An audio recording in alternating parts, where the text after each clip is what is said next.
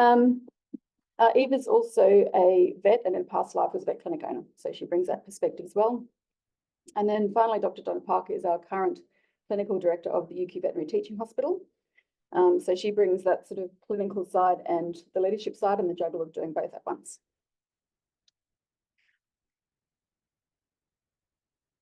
How do I make? Oh, no, got it. My background. So I was a 1999 UQ Bachelor of Veterinary Science graduate, and I worked for 20 years in GP vet clinics between Australia and the UK. So I know what it's like. I've got that lived experience at the front line, the rewards and the challenges of clinical work, and I know how vet clinics work pretty well.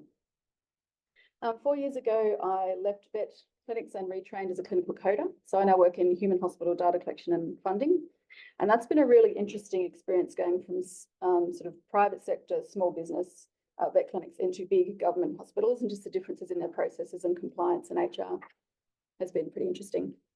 I enrolled in my MPhil in 2021 and upgraded later to a PhD. And so it's interdisciplinary between veterinary and organisational psychology. So that's been a pretty steep learning curve.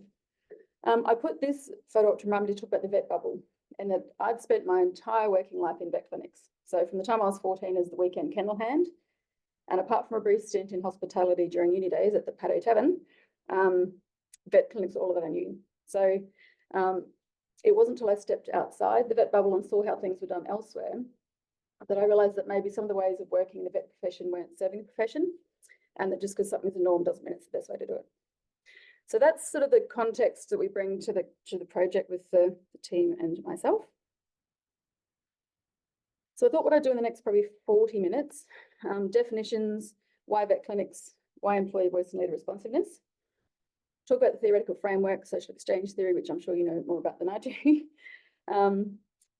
go through study 1 with the process and the findings, study 2 very briefly, just because that's still underway. We're just launching that this week.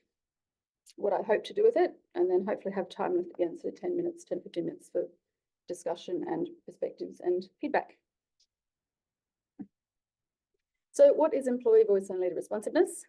It's the informal and discretionary communication by an employee of ideas, suggestions, concerns, information about problems or opinions about work-related issues to persons who might be able to take appropriate action with the intent to bring about improvement or change. So it's essentially employees choosing to speak up to their bosses with constructive feedback about their workplace, and leader responsiveness is how leaders respond to that feedback. So why vet clinics? So obviously I have my vet background, but there's a fairly well publicised veterinary shortage. They're calling it the vet shortage crisis. And in 2018, the Australian Veterinary Association Workforce Survey said this: so despite adequate numbers of vet graduates, vets are leaving the profession at a rate that's resulted in critical gaps in the veterinary workforce. And it's not getting any better. So every couple of years, the AVA does their workforce survey, and this is the trend over the last sort of 6 years, where it's becoming increasingly hard to fill roles being advertised in vet clinics. So people are leaving clinical work and going to work, either retraining or going to work in non-clinical roles.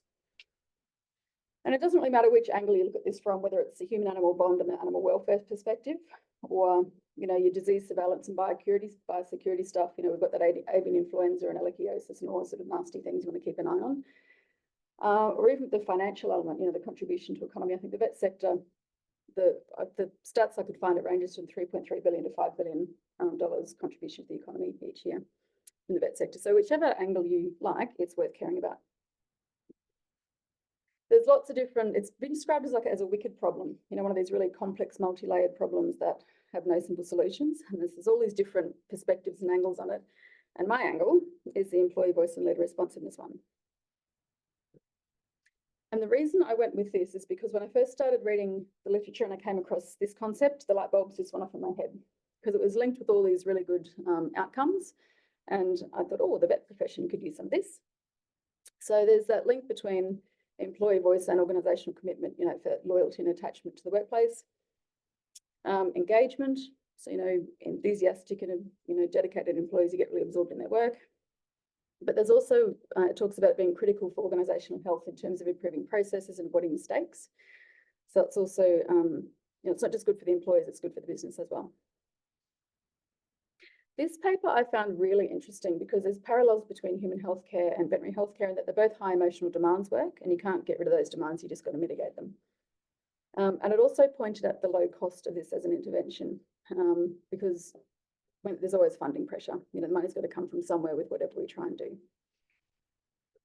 And being very new to all this, it was reassuring that the big, well-funded projects were using this as the basis, not just the part-time self-funded PhD students. It was also being published in the good journal, so that made me feel like I was on the right track. So I went looking in the vet space, and there was one study, a small study of British vet nurses, that found that nurses would rather change clinics than speak up. And so I had my gap. So we don't know much about this in the vet space. And that's my reference. I don't know where you usually put it, at the start, at the end, but there you go. You can look at them afterwards if you want.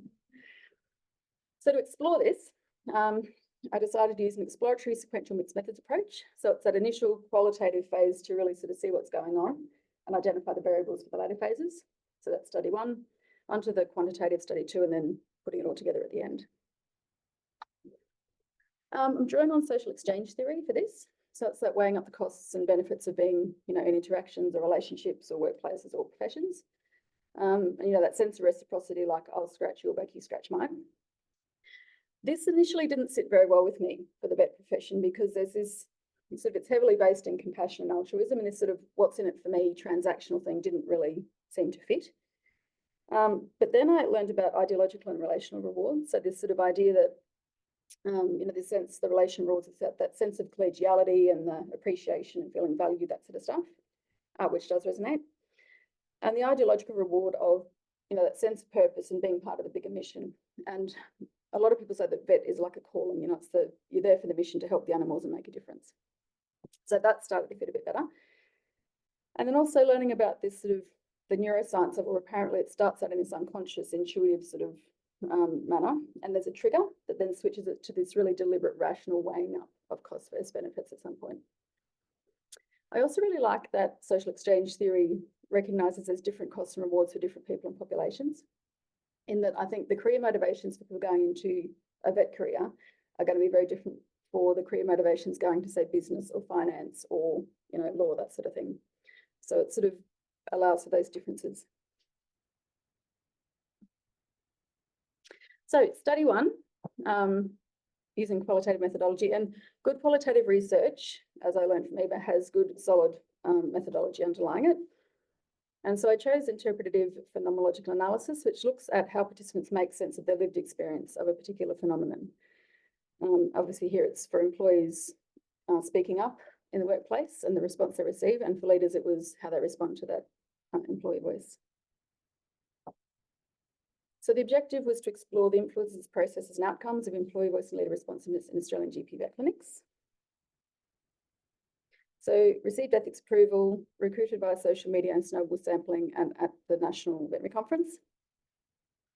And in between February 2022 and December 22, I collected the data via semi-structured interviews using a pre-prepared interview guide.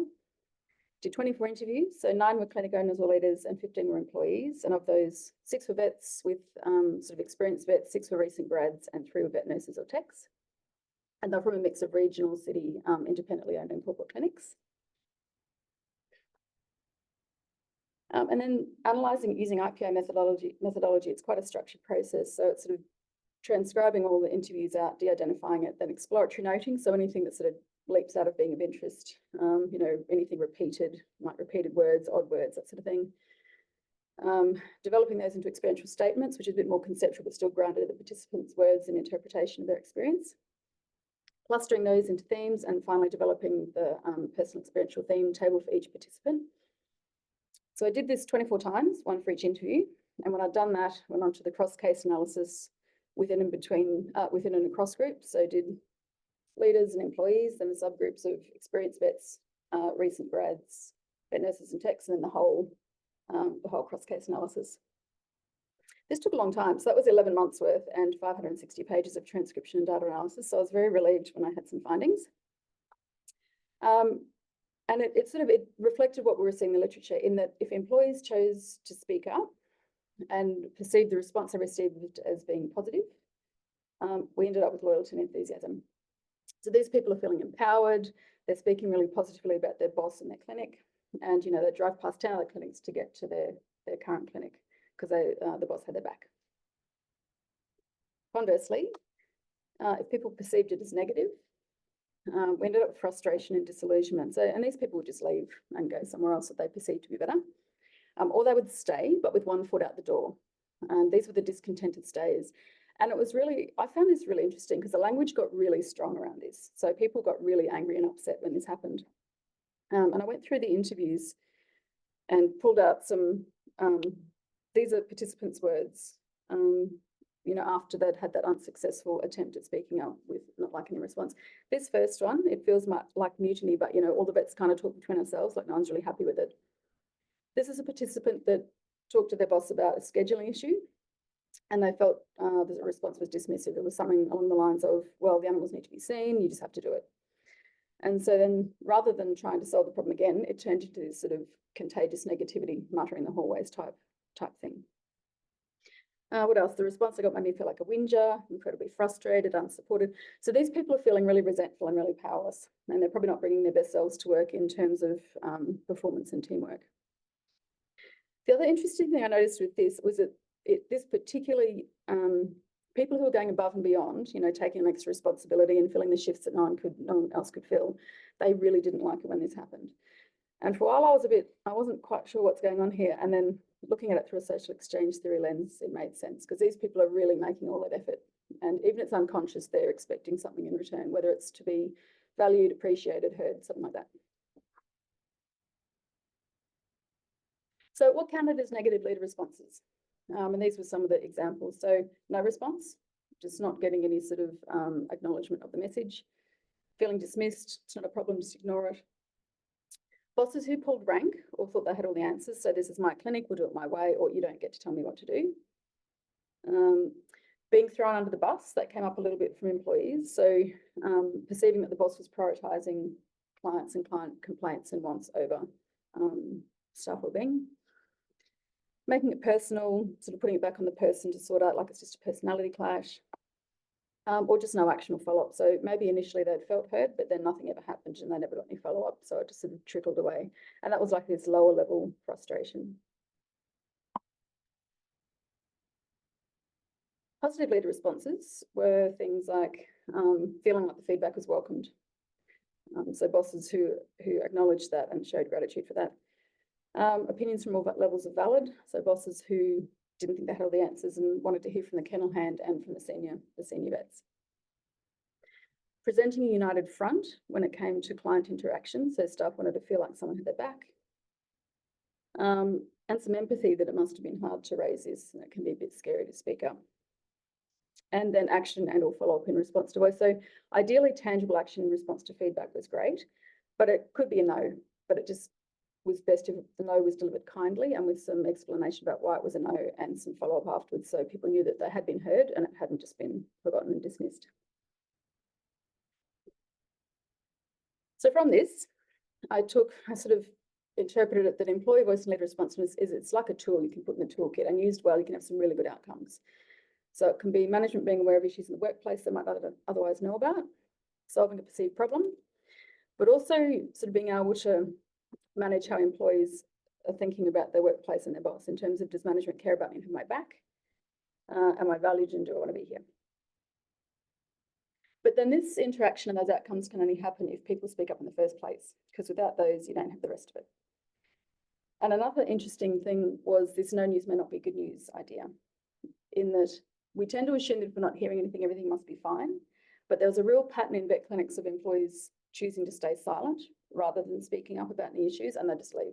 Sometimes they'd explode on the way out, sort of simmer along and eventually just have a big angry explosion. And this was sometimes even with the leaders asking for the feedback, you know, through surveys and meetings and that sort of thing. And the things that sort of led down to this silence, the boss being perceived as unapproachable was a big one. It took bravery and energy to speak up, and some people had other things going on that was taking up that capacity, and they just didn't have that to spend on speaking up. The perception that management isn't interested in what I have to say. Feeling like it's futile, won't change anyway. It's not my place. You know, who am I? I'm the nurse or the new grad. Who am I to tell this person who's been a vet for 40 years how to run their clinic? A bit of ambivalence, like, oh, it's not my problem. I'm not getting involved. or just being naturally quiet and shy and not being one to speak up. So these examples grouped into these themes. So the individual factors for silence, so fear. Having observed their colleagues have shreds torn off them or that sort of thing when they try to speak up, or just that fear that, yeah, it's not up to me to talk about this. Perceived futility was probably the biggest one. And this is where people had tried to speak up, hadn't gotten anywhere and just gave up.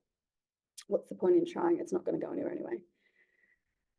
Also, this disconnect between management and the front line. So this was both in getting the message up the ladder in those big organisations where there's multiple layers to get through before you get to someone who can actually make some decisions. But it also happened in smaller clinics when the message just wasn't acknowledged, didn't check the emails or whatever. And this was also about employees spoke about how sometimes management didn't seem to know what they needed at the front line, particularly in terms of resourcing. So staff levels, budgets, that sort of thing. And they didn't really think it was worth speaking up because they're not going to listen anyway. And this perceived change resistant leadership. So there's this real sense of it's the way we've always done it, being set in their ways and just why bother, they're not going to change. And then those personal characteristics and skills. So being introverted or quiet or shy, being super agreeable, just not wanting to rock the boat, or just not yet having learnt the skills of assertiveness. And I found this super cool, which may not surprise any of you. But those individual factors for silence are mitigated by the organisational factors for voice. So, having that psychological safety, that sense that it's safe to speak up without fear of repercussions, mitigated the fear on speaking up. And again, the big one here was the boss being perceived to be approachable and predictable.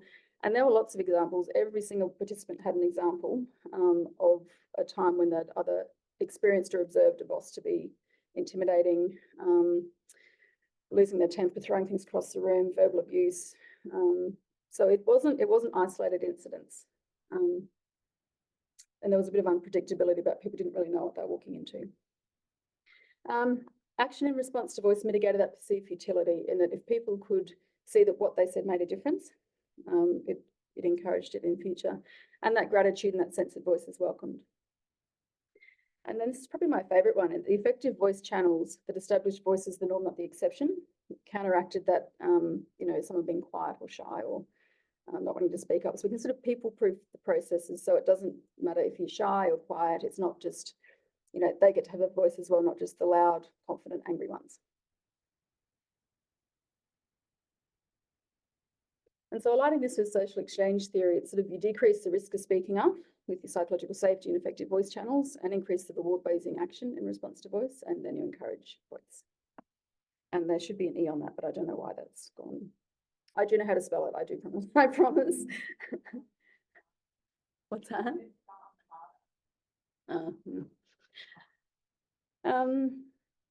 The thing that surprised me that came out of my interviews, and again, probably wouldn't surprise anyone with a business or psychology background, was this really crucial importance of leader words and actions. So both in the moment when they're responding to voice, but also over time, sort of building that sense of trust and safety so people speak up in the first place. And there's this pattern in GP vet land of people ending up in leadership roles, clinic owners or clinic leaders with no or minimal leadership training. And so in these cases, it's defaulting back to people's personalities, the skills they possess at the time, and whatever they've seen modelled in leadership roles before, which might not necessarily be healthy. And just because someone's a good vet doesn't necessarily make them a good leader. And at some point, people reached a point of having an epiphany and realised they needed to do better. And so they'd seek out leadership training and sort of go on that leadership evolution. And it just depended where someone was on that sort of evolution as to how they responded to voice and managed the clinic. A universal experience amongst the leaders in the interviews was this relentless pressure. So they're constantly under the pump. They're juggling clinical tasks and management tasks.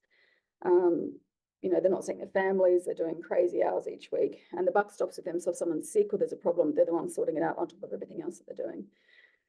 And so this really sort of fed into this idea of, what capacity do people have in terms of the time and energy to listen and reflect and implement change. And a real sort of divergence amongst this openness to change versus the way we've always done it. There were sort of two camps in the leaders around that. They didn't say it like that. That was my interpretation. Another interesting thing which took me back to the literature was that there's this this odd sort of thing where some vet clinic leaders don't recognise that they're being a clinic going to make them in a position of power. And it was this real blind spot around the difference that power differential can have on people in terms of psychological safety and speaking up.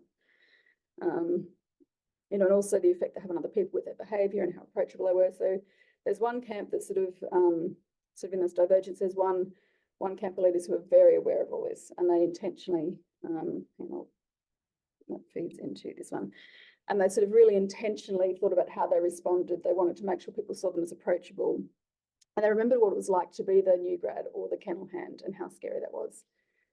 So they were very intentional how they went about everything and putting the processes in place.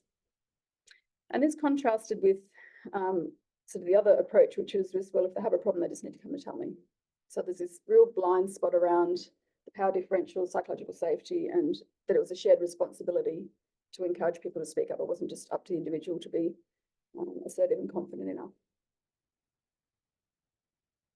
So the implications that I took out of study one, it's a useful tool, and it was worth sort of pursuing for the rest of the project, and hopefully we'll have some good outcomes that I can get some outputs that are actually useful in clinical practice. The skills are learnable, so to improve the capabilities around employee voice, there's training that could work or that could help. And same with leader responsiveness, emotion regulation, leadership skills, conflict management, all that sort of stuff. And people-proof the processes. So sort of that shared responsibility of sort of facilitate the path so it's a bit easier for people. It's also pretty obvious that some of the current defaults aren't helpful, and then how do we look about switching those to something that is more helpful? So instead of silence or late reactive voice, how do we switch it to that early proactive voice so people actually speak up if there's a problem, not just smolder along and then explode or leave? And then instead of these perceived negative leader responses, how do we switch it so the norm becomes these perceived positive leader responses? So there was a lot in study one, and it wasn't very neat. So this was my attempt to make it neat and understandable for a psychology audience. So it's a draft, forgive me if it's wrong. So it's sort of looking at sort of grouping it into those organizational level factors, individual level factors, and leader level factors that influence are related to. I don't know what language I'm allowed to use, so I don't imply causality, but you get the gist. Employee voice, and then the leader level factors that that are related to leader responsiveness. And just some reflections on the process. So the good things about using this methodology, I think it's really in depth. So it's a really methodical line by line thorough analysis. So you sort of get to go beyond those initial impressions. And probably the best example of this was there was a leader interview I did where the participant just seemed very abrupt and a bit rude and it was an awkward interview to do. But once I transcribed it all and started sort of going through the line by line thing, it quickly became clear that there's a lot of isolation and overwhelm going on there. So it sort of took it away from that initial judging the person thing. It's a very structured process, which was useful because it's the first time I'd used that methodology. Transparency and audit trail. So right from the transcription through all those steps up until the final data tables, you can sort of see the process, how the interpretation's taken place, which being an insider researcher, as in someone who's part of the population that's being studied, this is really important because there's that idea of reflexivity where our sort of, experiences and context and biases can affect your interpretation, how you approach the research. So that was a good thing to put in place to try and mitigate that, as well as having perspectives from the research team and others. IPA is also good because it's participant-centered, so you're sort of trying to interpret everything according to their interpretation of their experience. So rather than overlying with a particular theory for the interpretation, it's keeping it about the participant, and that's when I was sort of using the theory to explain the findings rather than analyse it, if that makes sense. Limitations would be transferability to different populations. So the idea of, and this is qualitative research generally, the idea isn't sort of to broadly generalise. The idea is to get depth in a particular context. So I think I'd be cautious, sort of applying this to different populations. I think probably as far as I stretch it would be probably caring professions in the private sector, just because the career motivations and the sort of the business model are going to sort of mean some of the costs and rewards are similar. And it's a really time-consuming, labour-intensive process, which I don't know if I would actually do it again, at least not for 24 interviews.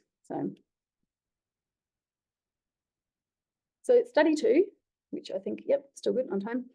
So this is the quantitative phase. So using variables identified in study 1, sort of developing a survey and sort of gathering some quantitative data. And so going back to the model, so what I'm using is the variables. So there's organizational levels, so the psychological safety and effective voice channels as organizational level independent variables, and then use how that then is related to employee voice. And then for leader responsiveness, using the leader level openness to change and capacity, and the effect that has, or sorry, whatever language, on leader responsiveness. I think the natural way is just to talk about this causes this and this influences this, but I've still got to, yeah, got to be a bit careful with that.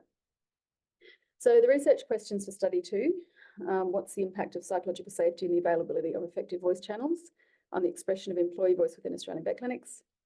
And how do leader capacity and leadership level openness to change affect leader responsiveness in Australian vet clinics? So to do this, I'm going to use experimental vignette methodology. So sort of presenting participants with a short scenario or vignette that represents or about a situation, and then changing one variable between each one of those scenarios. So technically we're controlling for other variables and can then measure the effect of that.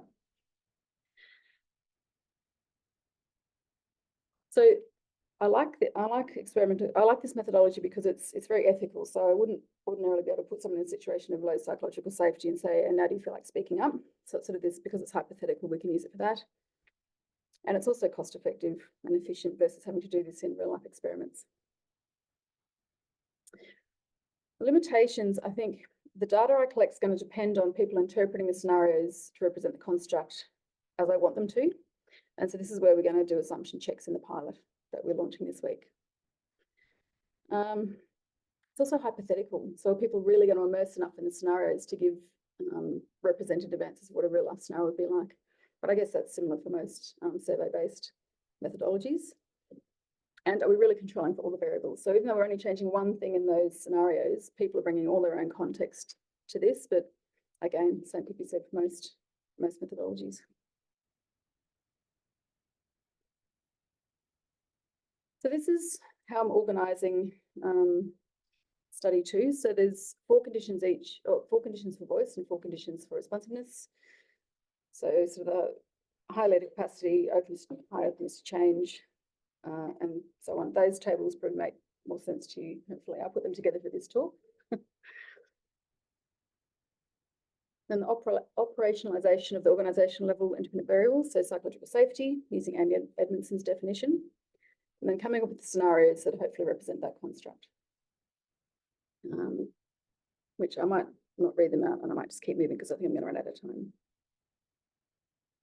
Effective voice channels is the other organisation level independent variable I'm using for employee voice. So mechanisms in the workplace for employee voice whereby the messages are received, considered, responded to, and at least some of the time result in action to the issue raised. And then my vignettes for those, which might actually be a bit too long, but I'm hoping the pilot can give me some information about those.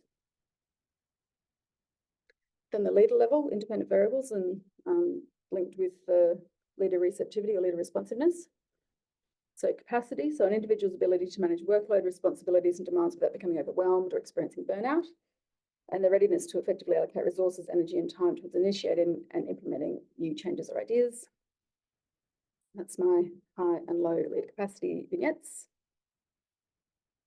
And then openness to change and the vignettes for that.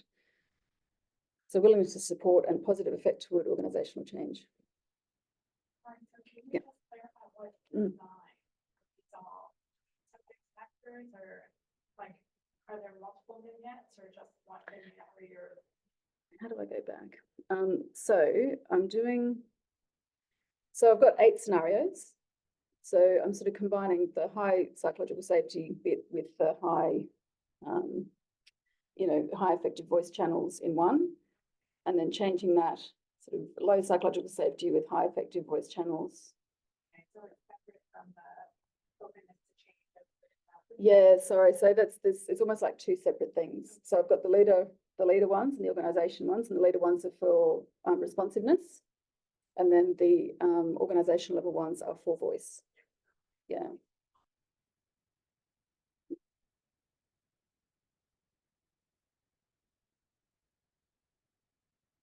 So in the pilot, we're doing assumption checks in the pilot to check that participants actually interpret this the way I want it to be interpreted. Otherwise, my data won't be great.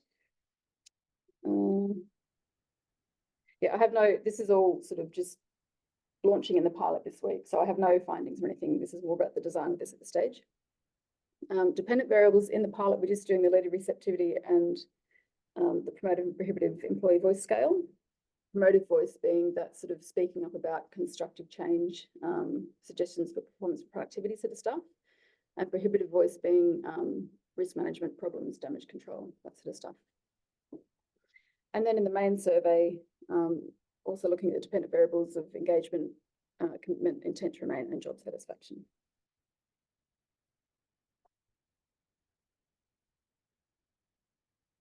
So progress on this, we've got ethics approval, got gatekeeper approval to launch the pilot in vet schools. So we're using final year vet tech, Bachelor of Vet Tech and Bachelor of Vet Science students, because they're going to pretty much mirror our population that we're going to be looking at in vet clinics without detracting from our population we can use. Depending what comes out of that, if I'm on the right track with what I think is going to happen, great. If not, then we can sort of tweak it, adjust the scenarios, all that sort of thing. And if we need to lodge an ethics amendment, then launch the main survey. Recruitment for that's going to be via Prolific, the paid platform for participants, and also via social media and at conferences.